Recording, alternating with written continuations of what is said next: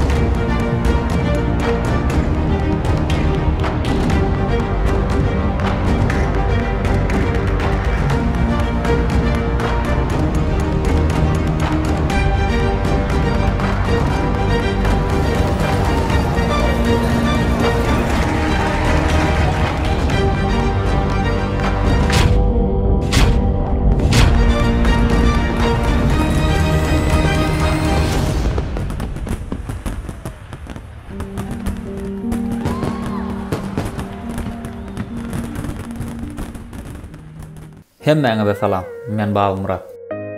Özünün kämilligi, şekli, owadanlygy bilen her kimin unusyny özüne çekken, yelken şeklindäki 7 ýyldızly ultra lüks otel hökmünde tanalýan Burj Al Araby bilmeýän adam ýok bolsa gerek. Bugünkü videomda sizlere Burj Al Arab mehmanhanasy barada maglumat taýynladym. Elbetde kanalyma agza bolmaty bolsaňyz agza bolmagy unutmaň.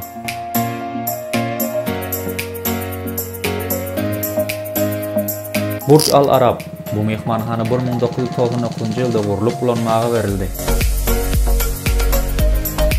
Burj Al Araby edil Fransiýanyň Eiffel diňi ýa-da Angliýanyň Big Ben hökmünde görmek bolar. Burj Al Arab resmi taýdan 5 ýyldızly otel hökmünde sınıflandyrylýar. Emma muňa garamazdan dünýä ýüzündäki iň görnükli 7 ýyldızly otelleriň arasynda görülýär. Gelin indi bolsa bu görnükli lüks binanyň aýratynlyklaryna has ýakyndan seredelim. Belentligi 321 metr bolan Burj Al Arab binasynyň daşky taslamasy Kuan Chow tarapyndan, içki taslamasy bolsa Amerikan injineri Tom Wright tarapyndan gurunalan. Bu otel emeli bir adanyň üstünde gurulyp, Jumeyrah plajyndan 279 metr uzunlukdaky asma ýol boýunça esasy guwur ýere baglanan ýagdaýdadyr. Bu oteliň guruluşyna 1994-nji ýylda başlanyp, 1999-njy ýylda bolsa tamamlanýar. Burj Al Arab'ın umumy çykdyjysy 1,16 milyard Amerikan dollaryna barabardyr.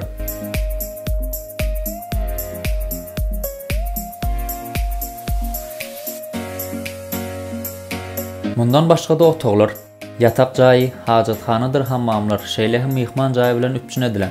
Otoglaryň bahasy hem dürlüdürlüdür. Burj Al Arab'da 2 adamlyk otogda standart bir gejäniň tomus mewsumi boýunça bahasy 3000 Amerikan dollarydyr. Gyş we ýaz mewsumi boýunça 2000 Amerikan dollaryna deňdir. Oteliň daş ýüzü matadan bolanlygy sebäpli dünýädäki iň uly çadyr hökmünde hem ada agzalýar. Oteliň daş görnüşi bolsa ullakan bir ýelkenli gämini ýada salýar. Dünýäniň durly ýurtlaryndan baýlaryň uly gyzyklanma bilen gelýän bu oteli gymmat bahasyna garamazdan ýylyň her pasynda dolu diýen ýaly. Mehmanhana jemi 290 lüks otog özünde jemleýär. Her bir otog özüniň dekorasiýasy bilen gözgamışdyrýar. Otoglardaky bezegler, ulanılan mebellerdir, deskalar iň kämil, iň lüks görnüşde ýerleşdirilen. Her otogdan Dubaýyň deňi taýy bolmadyk göderliklerine syn edip bolýar. Burj Al Arab'daky 2 adamlyk otoglardan başga da 20-nji gatdaky padşa otoglaryna seredip bilersiňiz. 237 kvadrat metrlik otogda bir gece geçirmek üçin 18.000 Amerikan dollaryny tölemeli bolarsyňyz.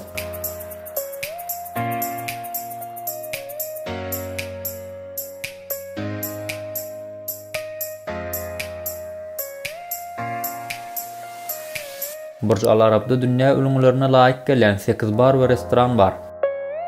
Bab Alyam we Junsuy Al Mahara oteliň ertirlik we beýle hyzmatlary beren restoranydyr. Al Mahara akvariuma tarap bakýan giň gowrumly aýna diwara eýedir. Şeýlede deňiz önümleriniň görnüşlerini taýýarlaýan suwasty restorandyr.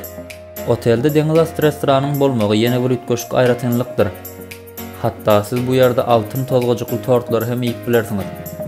Dünýädäki iň uly tenis kordy hem bu ýerde ýerleşdirilen. Mehmanhananyň ýokarynda ýerleşen bu tenis kordundan Dubaýyň gözelligine syn etmek mümkin. Bu bolsa tenis oynayanlarda ýatdan çykmajak täsir galdyrýar. Ondan başga da deňiz astyndan aharlanma hyzmaty, ýöri tidik uçar hyzmaty we şoňa meňdeş bir näçe hyzmatlar hem bu mehmanhanada müşterilere berilýär.